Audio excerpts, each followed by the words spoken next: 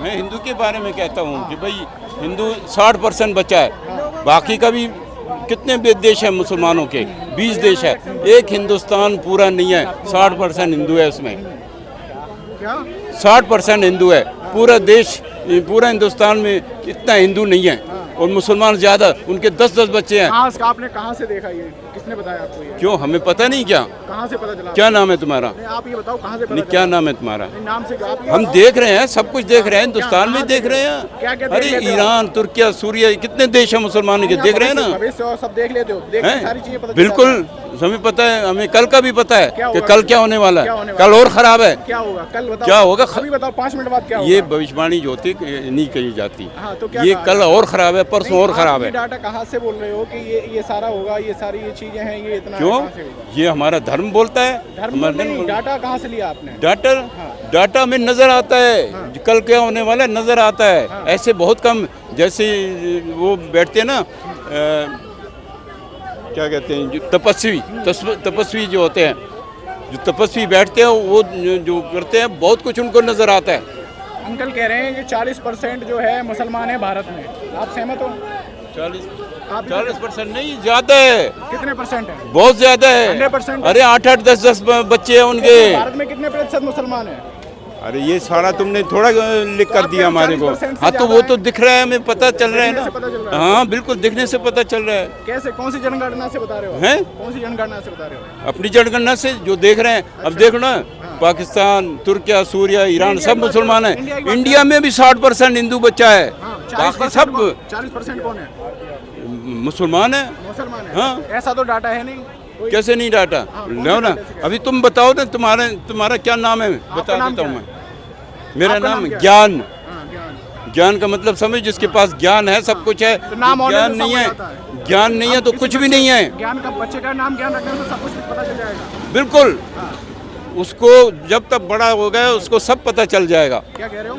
देखिए, एक बात कह रहे हैं, ये बात सच है, भारत में मुसलमान पाकिस्तान से ज़्यादा है। 40% है, लेकिन और जनसंख्या भी मुसलमानों की बढ़ रही है। बढ़ रही है और बढ़ रही है। ये कह रहे हैं कि जो है 40% मुसलमान है भारत में। देखिए, इस वक्त परसेंटेज की बात नहीं है। नहीं, तो आप बताओ, सहमत हो उनसे कि नहीं 40% है या नहीं? भाई देखिए, मेरे पास यूट्यूब, गूगल से और किताबों से जो मैंने आंकड़े, जो न्यूज़पेपर जो मैं पढ़ता हूँ, उसमें तो अधिक से अधिक 27 बताते हैं। 27%, 14% है। देखिए, एक बात है, नहीं, ये तुम्हारी बात भी गलत है। अभी तक जो आंकड़े 14 से 15% है। देखिए, एक बात है, आपने कहाँ से डाटा कहाँ से निकाला आपने? अरे हमें सब पता है। कहाँ से? ऐसे ही ये नहीं पता है हमें, जो भविष्यवाणी करता है ना उसको सब पता होता है। जो तपस्वी आदमी होता है ना, सब पता चल जाता है उसको। क्या होगा? क्या? देश में, लो, देश में क्या ये बात गलत है। 5 मिनट बाद क्या बता? मुझे क्या पता तुमने कहाँ से जन्म लिया? मुझे क्या पता तूने कहाँ, कब, कैसे जन्म लिया, कितनी देर में जन्म लिया? आपको सब, आप ज्ञान है, हमें सब पता है, सब पता है। जितना भी एक आदमी जल्दबाजी करेगा, और ये जो है वो हमें पता चल जाएगा कि ये कौन है और क्या है और कैसा है, ये क्या करेगा। देखिए, मैं अलमदार अब्बास ये कहना चाहता हूँ कि इस समय मुसलमान कितने प्रतिशत हैं, हिंदू कितने प्रतिशत हैं। हिंदू? देखिए, एक बात है, मैं भारतवासी हूँ। नरेंद्र मोदी ने कहा मेरी सरकार का एक ही मकसद, वो क्या है,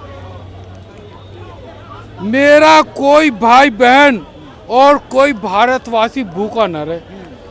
152 साउथ ब्लॉक नरेंद्र मोदी जी ने इस पर सिग्नेचर करी है ओरिजिनल पर, तो वो सबके लिए काम कर रहे हैं। तो इसमें हमें इस वक्त जो प्रधानमंत्री ने लाल किले से भाषण दिया, मैं अलमदार अब्बास ये बात कहना चाहता हूँ, जो प्रधानमंत्री ने जो भाषण दिया, उन्होंने सबका साथ, सबका विकास, सबका विश्वास और सबका प्रयास के साथ साथ भारत को विकसित राष्ट्र बनाने की बात कही। 2030 में भारत दुनिया की तीसरी सबसे बड़ी शक्ति बनाने की बात कही। 2047 में पहली सबसे बड़ी शक्ति बनाने की बात करी। मैं प्रधानमंत्री से ये अनुरोध करूंगा कि प्रधानमंत्री जी आप विकसित भारत बना रहे हैं 2047 में, मैं आपको हार्दिक बधाई देता हूं। लेकिन आपको यूनाइटेड नेशन, संयुक्त राष्ट्र, United nation support us India for विकसित भारत। इस वक्त यूनाइटेड नेशन संयुक्त राष्ट्र को भारत को विकसित राष्ट्र के लिए सपोर्ट करना चाहिए, जो अमेरिका और ऑस्ट्रेलिया के दबाव में। सुनो, राहुल गांधी ने कहा है कि जो भारत में जो है जातिगत जनगणना होनी चाहिए, और आरएसएस भी इसका कहीं ना कहीं सपोर्ट कर रही है। कैसे देखते हो आप?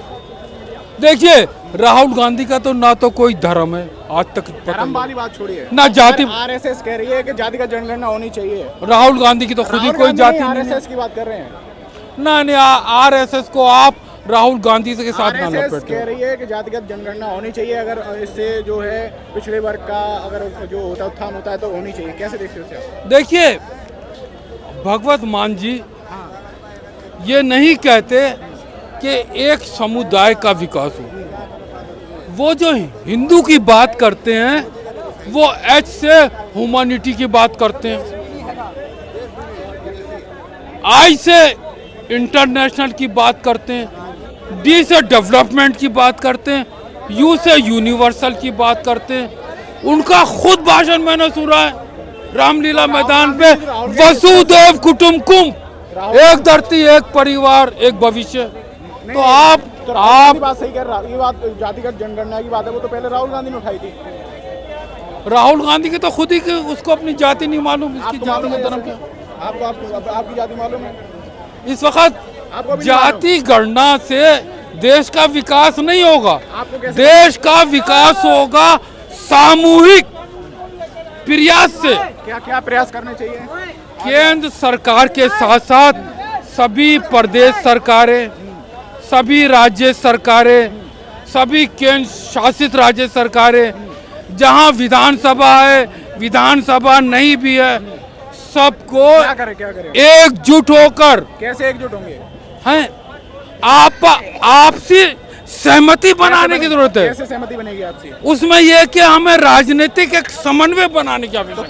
क्यों मोदी जी नहीं बना रहे समन्वय इस तरीके का? मोदी जी समन्वय हमेशा बना रहे हैं, आपसी सहमति बना रहे हैं, लेकिन नीति आयोग में कभी 11 मुख्यमंत्री बाइकाट कर देते हैं, कभी 8 मुख्यमंत्री बाइकाट कर देते हैं।